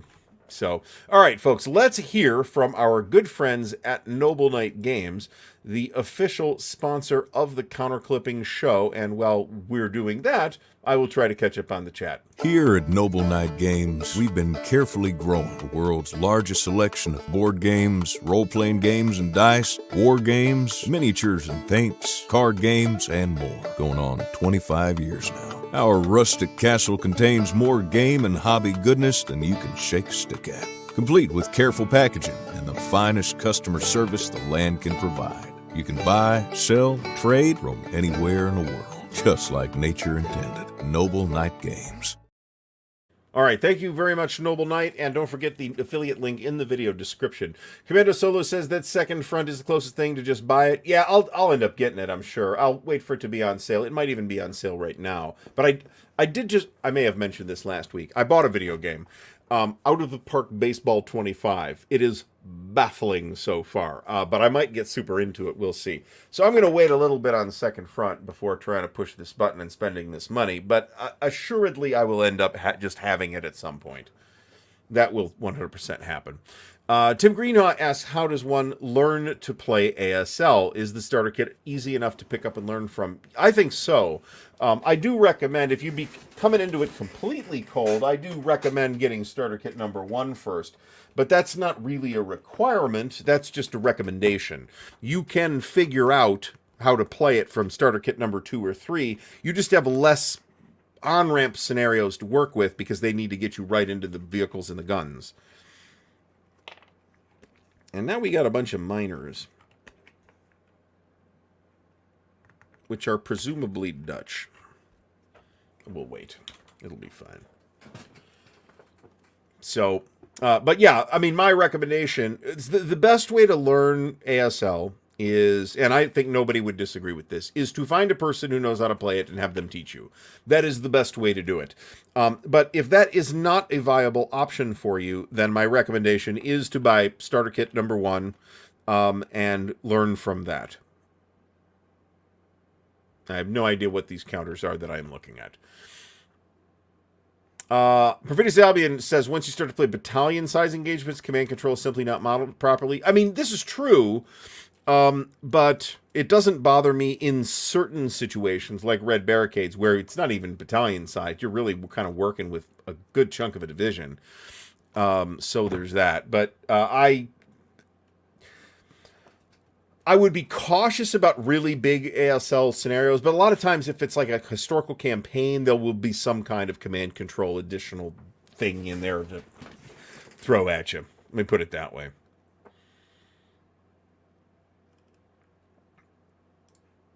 That it's all infantry is not a bad thing. I think ASL shines best with infantry engagements and the occasional tank. Mo from Mo's Game Table, thanks for coming. I feel a little less awesome about armor as handled in ASL, just because, you know, it's kind of outside of the scope to some extent of the original design, and I think it's awkward. And if I wanted like a more armor-forward game, I would probably be looking at GMT's Panzer, or hypothetically at the Advanced Tobruk system.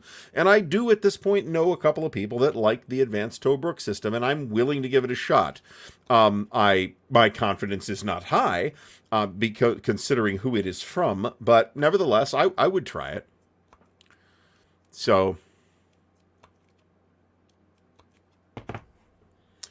Eric Hansen says his go-to for World War II squad level is Conflict of Heroes now. They haven't produced anything new for what seems like a decade. I don't know if it's been a decade, but it has been quite a while.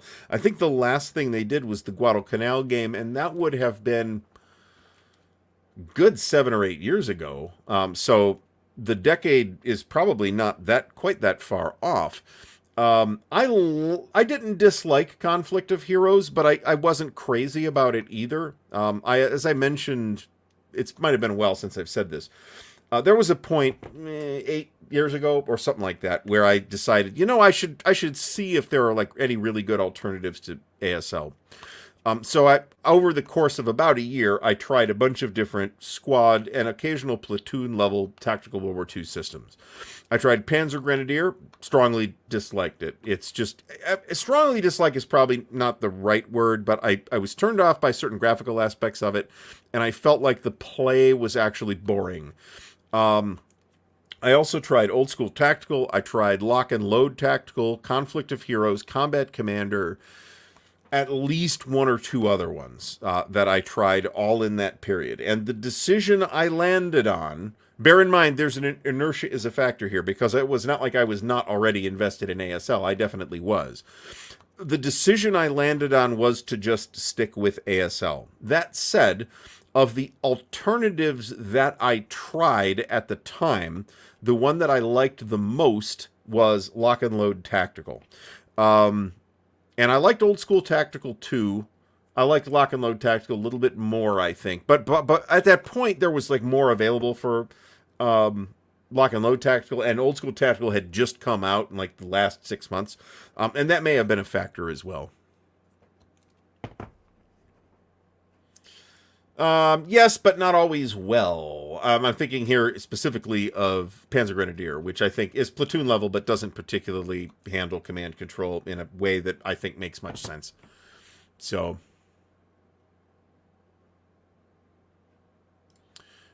This may be ranked 5 of 5 complexity because of relatively few rankings. I have no idea of what this product is. So, and 1916, who knows?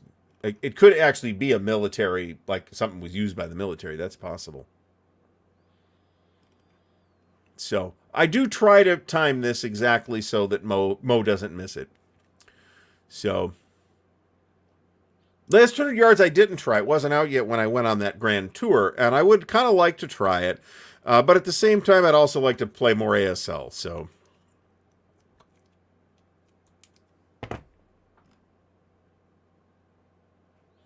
And there is a lot of starter kit content at this point, especially if you buy the ASL journal. You're going to get like 2 additional scenarios in each. So there's usually 4 scenarios in there, 2 regular ASL and 2 starter kit, and sometimes there's more.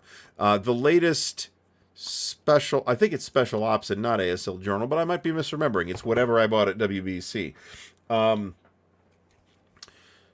That has like a mini historical game in it as well. So it has, I believe, 6 scenarios, and that might be unusual because I don't buy all of those. But I mean, one of the charms of ASL specifically is that you can, if you want, if you are the kind of player that this makes sense for, and you just want to only ever play one game ever again. ASL has the depth and richness and variety to let you do that. You could do that with ASL and be perfectly happy with that if you're that kind of player. I am not that kind of player. That's just me. I am sometimes, but not always, envious of those kinds of players, because then those are the people that can actually get really, really good at whatever game it is that they're playing, because they're going to play a lot of it. I will never be that good at anything that I play, because I won't play as much of it as those people. So, this is not recommended, and I want to say... I thought that Starter Kit number 4 was not standalone, but I think it kind of actually is. Nevertheless, Starter Kit number 1 is the best place to start. It's just not required. You can start with 2 or 3. I wouldn't hesitate too much on that, particularly given what the availability is. But one of the other advantages of the starter kits, and of Starter Kits 1 through 3 specifically, is they are cheap. They're like $30 or $35 new from MMP. So if you are at all interested in ASL, whether you want to stay with Starter Kit or not, yeah, and you need to figure it out, I would, yeah, absolutely, 100% buy Starter Kit number 1 whenever it is available. But don't buy it when it was not available and pay $200 for it, because they will reprint it. That is one of the things that they will always... I can't say keep in print, because sometimes it will be out of print for 2 years, but they will eventually reprint it. So... you know what? If I go back to Winter Offensive, which is not really something I'm planning for January, I will 100% dedicate that entire time to, unless something else specific comes up, to GCACW, because I love GCACW and I don't get to play enough of that either. But I am satisfied that I have played a decent amount of GCACW this year too. So there's that.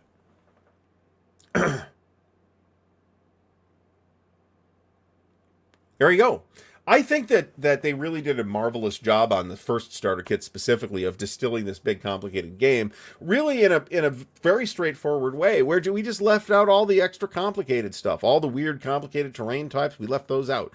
90% of the work done in creating starter kit is just that, just finding the basics and putting those in a 25 or 28 or whatever it is page rule book. Is it the best organized rulebook I've ever seen? No. But it's not monstrously long either, and you can 100% learn the game from it. So it's designed less as a reference rulebook than the regular ASL rulebook is. Let me put it that way.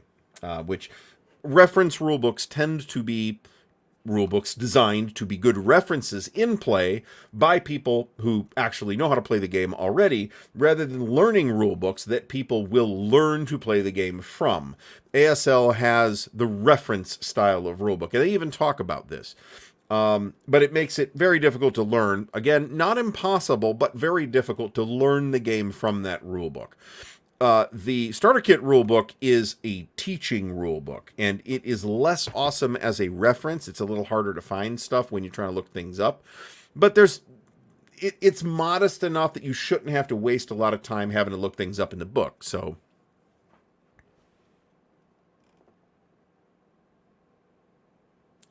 I believe this is the case, but some of the expansion packs from starter kit are also standalones. Like the first one or two starter kit expansions were also standalones. Now, to what extent the programmed instruction is viable there is a different question. But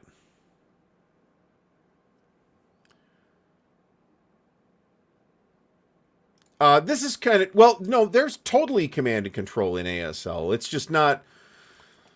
It's modeled in the morale system, right? And the way that squads break and behave when they break and the different conditions that might apply, right? It's just not like it doesn't model the higher levels of command. It is command control of the squad, right?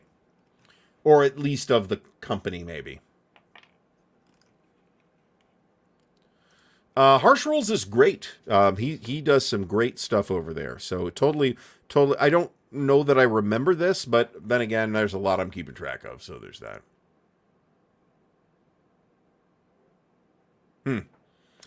Yeah, I'm not really 100% sure on exactly what is going on at Academy Games at this time. Other than they were at Origins and they were at WBC and they were talking to people and they had plenty of product to sell and they were showing off and Uwe was talking to people. I just don't know what's going on. Maybe the answer is it's time to get Uwe back on the show and we can talk to him about where they're at with all their stuff. Martin 7W. Lots of people. So I'm going to start it by saying lots of people like Combat Commander a great deal. I have played it several times and have had a unfun experience every time. Many people's opinions differ from mine, and I am completely cool with that. So I am being clear, I dislike Combat Commander actively, and I will. Would I ever play it again? Maybe, but I am not motivated at all to try and find that game. I have given Combat Commander its fair shot, and again, a lot of people do like it. It is not for me. So, I was actually just talking about this, Mo. I'm not sure if you were here yet or not, but yeah, this is kind of where I landed too. I landed on let's just stick with ASL, but of the other stuff I played, these were the two that I liked the best. So. Deluxe pack. This is hilarious, actually, because this deluxe pack, I think, is just some boards and scenarios. So how you even give that a complexity rating, I have no idea. But that's another example of BGG and however they want to do things over there. I actually agree. Well, good question. I agree with this, and one could easily regard that grand campaign for Der Weltkrieg as being a substantial set of de facto advanced rules, whereas the rest of the game products are quite a bit easier to play than you'd think. A lot easier than I thought they were going to be to play. Let me put it that way. When you start talking, I mean, the way the movement works and some of the other things are a little bit intricate, but nothing there is really terribly complex. You just have to keep track of the supply points, and you have to be very aware of how the movement works and how things like rail movement work in particular. But beyond that, yeah, it's pretty straightforward until you start getting to that advanced grand campaign stuff where you're linking multiple fronts together. And then you've got things like production and naval and stuff like that you otherwise don't have to worry about. There, it's going to get a little fussy. Okay, significantly fussy. Not even a little. But that said, it's not Goss either, right?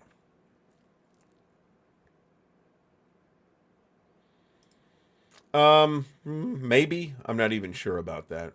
John C. loves Combat Commander. I don't.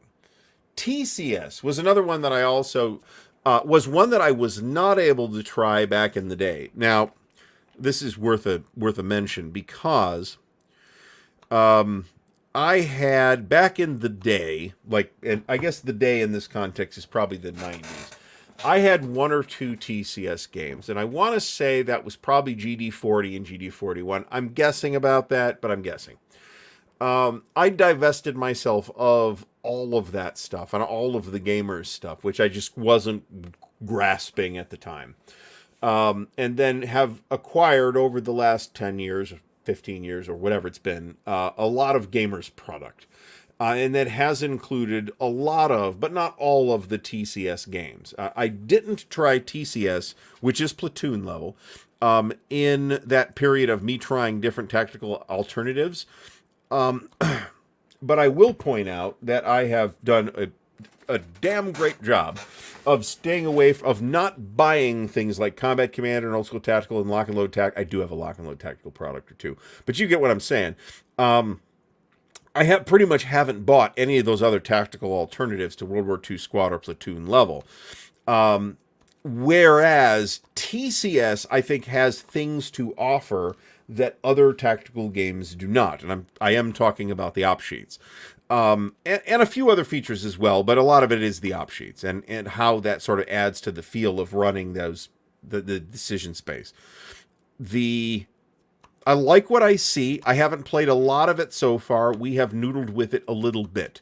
And at this point, I have probably 2/3 or so of the TCS games. So I liked what I saw and what I continue to see in it enough that I have bought a pile of them. Admittedly, many of the TCS games can be acquired for relatively little amount of money. There are exceptions to that, and a couple of the ones I bought weren't hugely cheap, but a couple of them were like $20 for shrink-wrapped Lyros, for example. So there's that. There are also ooh,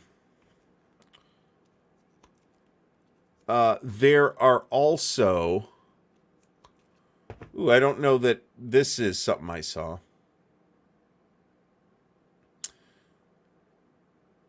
Last 100 Yards is supposed to be very good. That's another one that I didn't try. I actually think it wasn't out yet when I tried that. Same deal with Fighting Formations, which I've also heard good things about. Would I try these games? Yes, I would try them. I am not buying them without additional information. So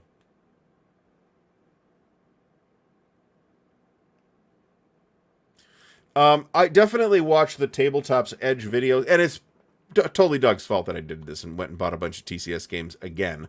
But I would recommend, well, he hasn't really done an instructional video or anything. I would recommend watching the Tabletop's Edge's TCS videos. SK4 does not, to the best of my recollection, have Dutch units. There are some Allied... I might be wrong about that. There are some Allied miners in some of the starter kit things, and maybe it's actually starter kit 4 that I'm thinking of. It actually would make sense for there to be such a scenario in there. Marty says that Academy is bogged down in that massive Stellaris Kickstarter. I don't know. I mean, this is obviously true, but I don't know if this is the whole story or not. It feels like they had a lot of capacity. Maybe I'm full of shit. It feels like they had the ability to work on more than one thing at a time, and now it doesn't. And maybe it is that's just that they're all hands on deck with the Stellaris thing. That's possible. That would make sense. Normandy Beginning of the End by Draco Ideas. Is this Nico Escubi's game? Is this the one I'm thinking of? Because it looks handsome, I can tell you that. But I haven't really looked at it very closely. But it is a World War II tactical game. Not sure whether it's squads or platoons, though, offhand. Although Neil Badke says it's squads, so we'll go with that. Joe Green says, speaking of ATS, have I ever played the original AH Tobruk? No, I have not, actually. And I have no immediate plans to. I think it is something that... let me put it this way. It's another one of those things that if the opportunity comes up to fiddle with it, I will probably take that opportunity, but I doubt it will really speak to me. So I will not be buying it.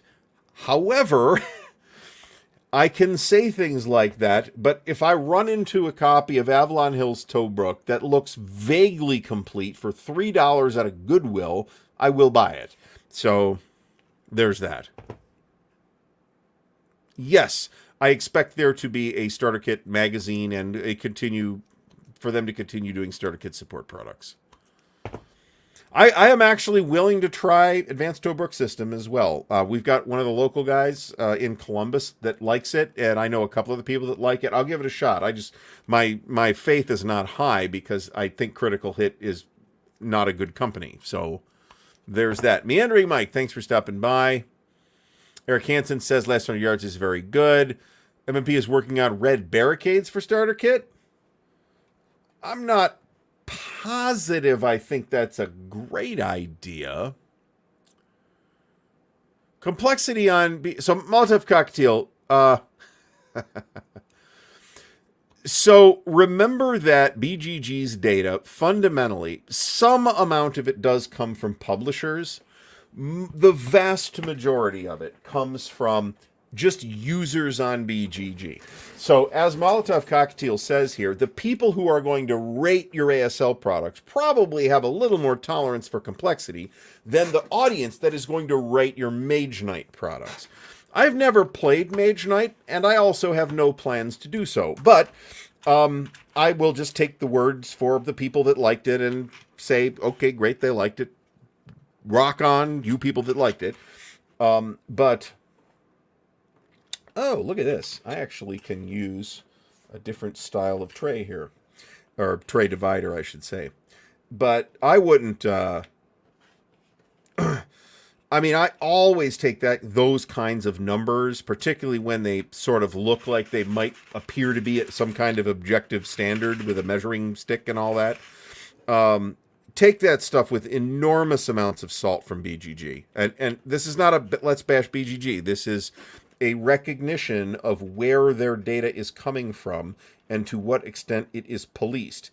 It is basically not policed at all. So you get a significant amount of things like review bombing, which happens a lot on BGG. You have, which I think is fucking childish, but whatever. But you also have, and I'm not the only person with that opinion to have expressed that opinion in the last year either. But you also have, what are these and where are they going? Yeah, it looks good. But you also have just the selection bias that is built into the audience, right? So I would apply those numbers with caution. Let me put it that way.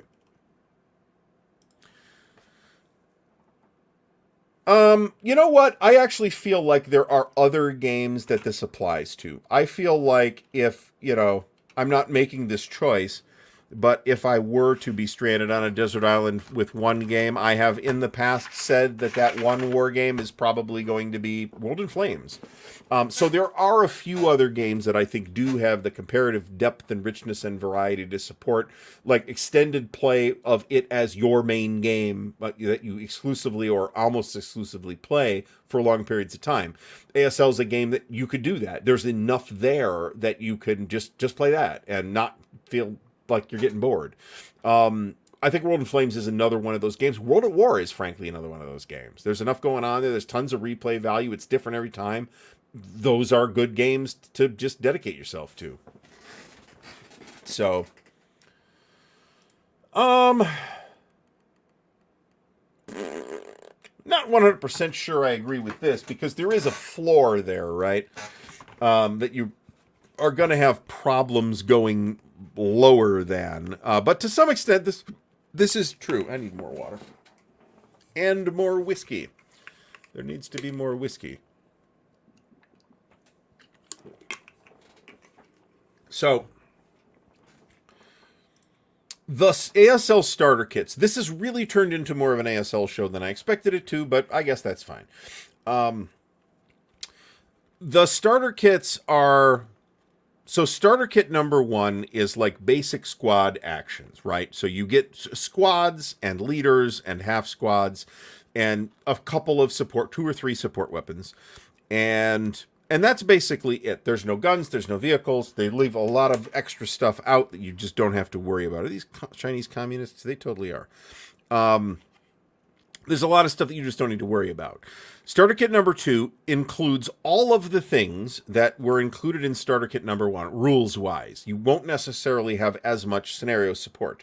Now, bear in mind that Starter Kit, I might be getting the numbers of scenarios wrong, but as I recall, Starter Kit number 1, 2, and 3 each have 6 scenarios, okay?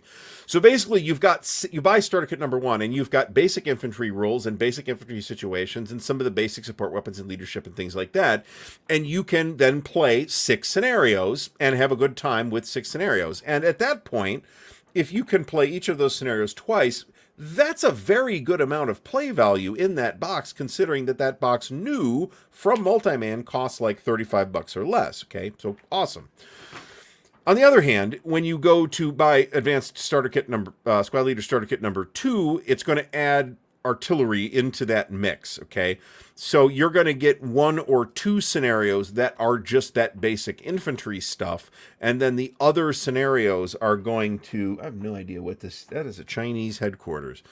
And then the rest of the scenarios are going to deal with the guns. And the same thing applies to Starter Kit number 3, which then adds vehicles and also includes the guns. So in principle, you can just streamline the entire thing by just getting Starter Kit number 3. And then you'll have most of ASL Starter Kit, right?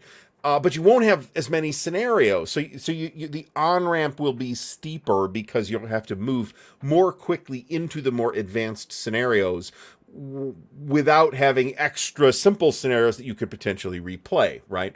Then Starter Kit number 4 brings in the Pacific and some rules that you really need to have in the Pacific, like concealment. I'm a little disappointed that they didn't put snipers in it, but maybe we'll see that in Starter Kit number 5. Or maybe I should actually watch the video and catch up on where they are with Squad Leader right now. I am kind of tuned into some of the stuff that Multiman is doing because my ears are to the ground. And in some cases, I do actually talk to people. But ASL is not one of those places. I pretty much know what Pete talks about online, and that's about it. Alistair Logie, I thought this was the case too, that it was not standalone, but apparently it is. Thanks for the support. By the way, it is much appreciated. They've been talking about this for a while. We'll see when that actually comes out. I might buy the regular Starter Kit one rather than the regular ASL one. That's possible. I might buy both. That's possible too. I don't know. I'm not buying everything. I'm not playing enough ASL to justify me buying 3 or 4 ASL products a year. Justify filling in the cracks of my current library? Sure, I'll do that. All right, Chris Yap, thanks for stopping by. I mean, it's already not that big of a step to full ASL, as long as you are mindful in stepping up to full ASL to graduate the addition of new complexity in a similar way to what regular Starter Kit does. So let's say you have your Starter Kit scenario, the Veerville scenario from the Starter Kit, right? It's something like 6 American squads versus 6 German squads in a small village with a couple of support weapons and a couple of leaders. It's very straightforward, all right? So let's say you've played through that several times using the squad leader rules. I think you are 100% ready to step up to playing that same scenario using the full ASL rules. You're not adding that much. You're adding snipers and bypass movement and fire lanes and just a few other things, because the terrain selection and the scenario rules are pretty straightforward. So in that sense, that's true, but remember that a lot of the other stuff that is on top of the complexity level of Starter Kit is situational stuff that's not going to apply to every game. Things like rules for night or caves or airdrops or all that stuff. And ASL has rules, and prisoners and shooting the prisoners and riding bicycles around the battle. I mean, ASL has rules for all this shit, right? That's stuff that you can learn when you need to learn those rules. You don't need to know the rules for caves to play Retaking Veerville out of Starter Kit number 1. So that barrier is less than people assume it is already We have one Chinese leader, and it is Stillwell, actually. That's interesting. All right. Jeff Beeler says it's self-contained. It gives players the opportunity to play. Yeah, I mean, this is basically true. I mean, it's a steeper on-ramp than starter kit number 1 would be, but it's not really unmanageable, particularly. This seems apparent. I mean, I guess I don't feel like I have enough information to like say that this is what's going on, but this is what it feels like. So I just feel like Combat Commander doesn't give me enough agency as the player. I have too often just said, well, this sucks, I can't do anything. Next turn, this sucks, I can't do anything. Next turn, this sucks, I can't do anything. Next turn, this sucks, I can't do anything. And when you have a half a dozen turns like that in a row, you're probably not going to walk away from that table with a great experience. And I've had that happen more than once in Combat Commander. Has it been equally miserable every time? Probably no, but I feel like I have given it enough of a chance, and it is simply not for me. Again, for those people for whom it is for them, good for them. I'm glad they are enjoying it. I do not mean that facetiously. I never mean that facetiously. I always mean have fun playing what you want to play. I don't have to play it with you if I do not enjoy it. So,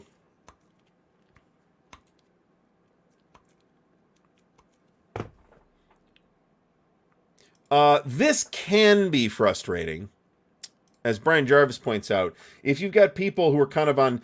The implication here is that the people are on kind of a little bit of a different page. But this is also super common of somebody using starter kit to teach somebody full ASL, and if that is your scenario, if you are leveraging starter kit in that way, then my advice is to spend as little time on starter kit as possible and move on pretty quickly. Play a couple of scenarios with infantry, play a couple of scenarios with guns, play a couple of scenarios with vehicles, and then just move on to full ASL. If you have the benefit of a teacher and the starter kit material. If you are teaching it yourself, to yourself, then you should be taking as much time as you need. And I also don't think that's particularly bizarro statement either. Not a lot of Chinese communist counters, but that's fine, whatever. All right, we've got most of a counter sheet done at this point, and we are at about 18 minutes left in the show, and I feel very strange. I haven't had that much to drink. I don't know. I just feel a little weird. So I'm fine. It'll be fine. All right, John C. is playing Great War Commander, which is World War I Combat Commander. Now, I haven't tried Great War Commander, but I assume I will hate it just as much as I dislike Combat Commander, so...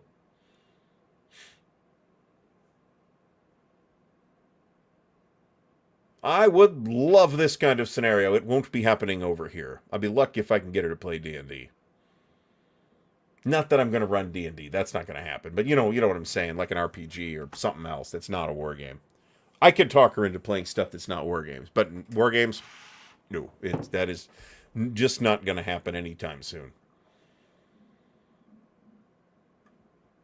This is true, but remember, there are a lot of factors here. So MIDI Doctor says the ASL rules are remarkably coherent and free of ambiguity and contradictions. I will agree. However, the journey to that position has been long. They have issued hundreds at this point of errata pages.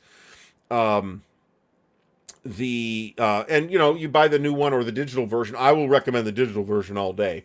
I would in fact ditch the binder entirely and just go with the digital version and the compact rule books. I could get the missus to play Space Corps. I think that would be doable. And maybe that would spiritually feel like a war game for me, because I would consider it a victory, but she wouldn't, and that's why she would play it. So, I have not had a Percocet. I haven't even had that much of this, actually. So, I don't think I've ever had Percocet, actually. And I'm okay with that. Marty says that GMT passed on Great War Commander, which I'm a little surprised. Who was the designer of Great War Commander? Was it not Chad? Because I don't know. Scotch. So this is true. I am still on steroids and will be on steroids. I don't know if anybody saw the video that was intended the other day. I feel a little manic, and that is probably the steroids, to be fair. It's less now than it was. I was really manic on like Friday or Saturday or whatever day that was that I made the video of me running around. And it was intended to be funny, but I wasn't faking it either, so there's that. Roger Nord designed Great War Commander. Okay, couple things on that. Great that Roger's still around and still doing games. I think that's fantastic.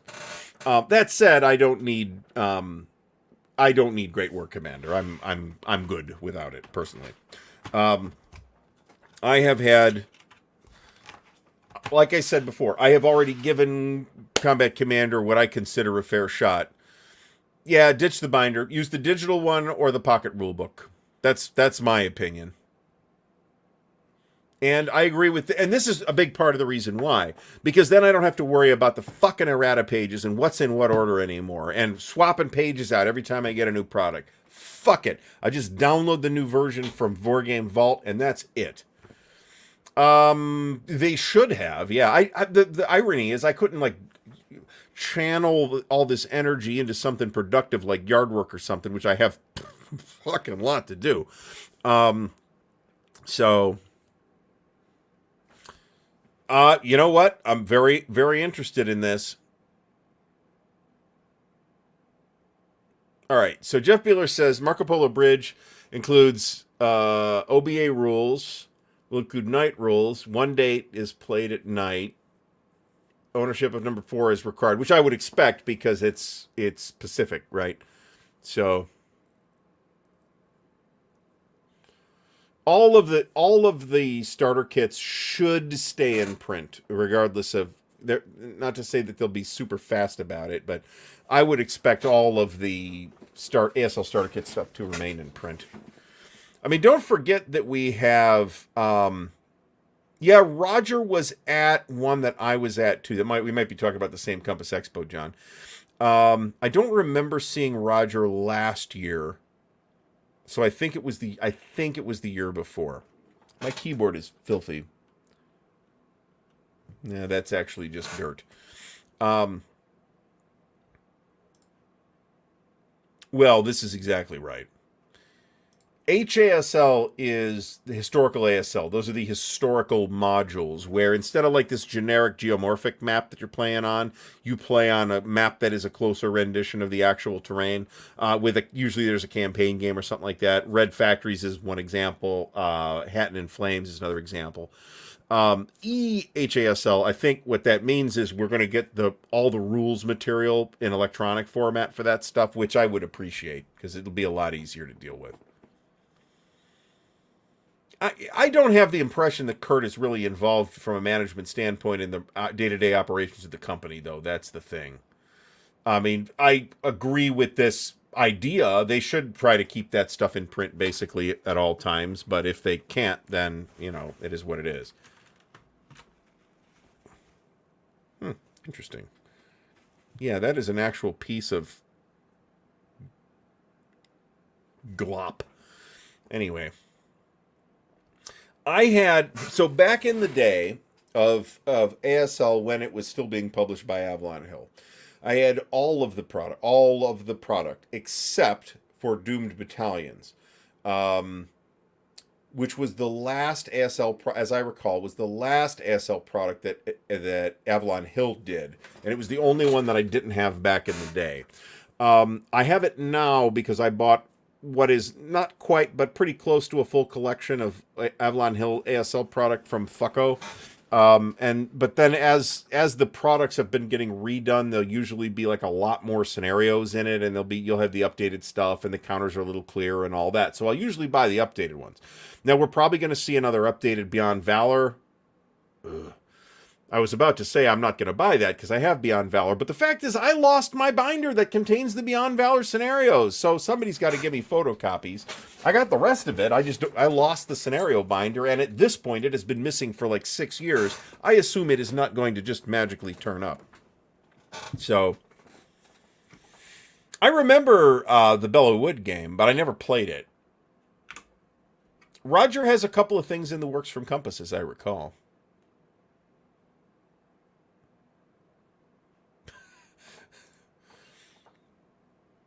Fantastic. I will also agree, though, that and I can. Okay, so I decide to get back into wargaming sometime around 2007. Okay, plus or minus a year. I don't know when the actual decisions got made. So at that point, I had more or less gotten out of wargaming, and I've told this story before, but I'll do it again because we've got like 12 minutes here, 10 minutes. I have decided to get out of wargaming because it appeared to me that wargaming was dead. The only wargaming that I was actually aware of as still occurring was ASL. So when I decided, and this would have happened in 1999, 2000, something like that. Several years passed, 2007 or so rolls around, and I decide, I really miss wargaming. I want to get back into wargaming. So I guess I'm getting into ASL. So I do a couple of things, but one of the first things that I do is go look for the product. And at that point, as I recall, Beyond Valor was available, but the rulebook wasn't. Might have been vice versa. I'm not sure. But so I get the one of them, and then I have to wait like a year and a half to get the other part of the game. Now, had I had the ASL connections, I could have been playing with other people's stuff. That's not really a problem. And at the time, I think the only starter kit that was out might have been 1, 2, and at least one might have been out at the time. I'm not sure, but you couldn't get that at the time either. So it's like, I want to get into ASL. What product do I buy? There isn't any available right now. How much money are MMP leaving on the table by just not having those core products available? I'm not talking about everything. I'm talking about starter kit number 1, Beyond Valor, and the rulebook. The minimum shit to play. That stuff should be in print essentially at all times. And not we have run out, we will reprint it in 2 years. That is not great strategy. There's a lot of people that you'd probably been able to sell on the game, at least at some level, playing starter kit casually, if the product had been available. A factor is that I think the starter kit is a great product. It's a great entry-level piece. It's easy. It's like when I bought it, it was like $28. It's incredibly inexpensive. It's easy to play. It's got a decent amount of replay value, even with just those 6 scenarios in the box. That should be available all the friggin' time. I understand they have warehouse space limitations. I understand the logistical difficulties. And I am conceding that I am not privy to all the financial decisions at Multiman Publishing or any other publisher. There may well be good reasons why they weren't able to fulfill that product at that particular time. I have no idea. But the fact is, money is being left on the table. So we'll see about this, but I don't expect anything significant or particularly important to occur henceforth once that's done. To be completely honest, I would reimagine the way the ASL products are sold in the first place. But if we just take that off the table for the moment, then I think certain products ought to stay in print all the time. So, and I'd like to see more digital products from them. Give me digital versions of the journals and all that other stuff. So I know some of that's available now, but not all of it is. So, all right. So we have about 7 minutes left. So I'm going to tell you a couple things about what's coming up here. I have not made any progress on the editing queue. I have, in fact, added 3 videos to the editing queue, but one of those you should see on Thursday as an unboxing video. I'm not sure which one it's going to be yet, but it is likely to be World at War, the latest issue of World at War magazine with Campaigns in Europe Case Blue in it. Now, you may recall that over the last couple of weeks on the Chit Show, we have done tremendous work. Let's put it that way. I think it was a big deal for us to get the GMT crowd yesterday. or not yesterday, but last week. And frankly, it was great to talk to Bruce Harper again, which was not a Chit Show interview, but it was still here. But on the Chit Show, and that's just the way that worked out. We do have Thomas Prowl coming up. That is actually tomorrow.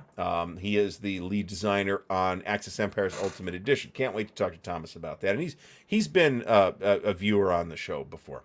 The week after that, we have Doc back to talk about upcoming stuff from Decision Games.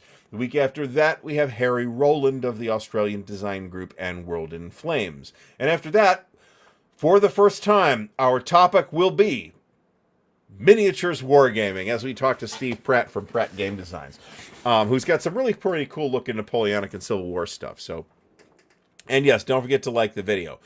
There is a big Traveler project in the works as well, which is basically a history of Traveler video. As usual, I have over-engineered this product to death. So what you might see is like a 10-minute or less video on the history of Traveler, and then we might do an expanded series on some of those topics. We'll see. I'm currently kind of still rethinking that at this point. So if anybody's interested in that, you will see it sooner or later. I would like to start doing the 5th Frontier War stuff as well, but I literally just got the physical book the last couple of days, so there's that. So I'm behind on all things Traveler at this point. And I don't know that I talked about it on this show, so I will very briefly go through this news. Huge Traveler news hit like last week. Mark Miller, who has held the rights to Traveler since the decline or demise of GDW, has passed those rights to Mongoose Publishing. Mark will continue to be involved. He will continue to operate Far Future Enterprises, but Mark wanted a plan in place for when he's no longer with us. And I really appreciate that Mark has done that. I personally anticipate and demand, in fact, that Mark remain with us for at least another 15 to 25 years. But beyond that, it's kind of good news. So we will continue. Mongoose is at this point fully committed to Traveler, and I generally feel like he has done, Mongoose has done a more of a good job than not. Let me put it that way. Let me make sure I got everybody here. I did. Very good. All right. So for anybody that didn't get to see it when I pulled it out earlier, we do have a beautiful copy of Mech War 2 in the soapbox. Thank you to the supporters of the campaign for the remaining SPI soapboxes. It may take some time to get the rest of them, but that's okay. I will keep everybody in the loop as to what I'm doing. This actually came closer to occurring than you might think. Sweet Pea Entertainment had the rights to do it.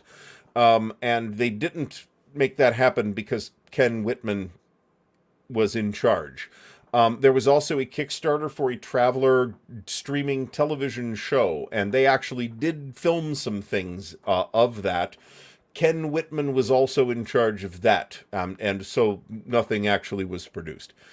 So supporting, yes, but what this means is that they will open the community program to Classic Traveler, but I'm totally happy with that. And I'm not particularly married to Classic Traveler, but I'm happy to see. Yes, that's exactly right there. That's exactly where it was. I had shelved it already.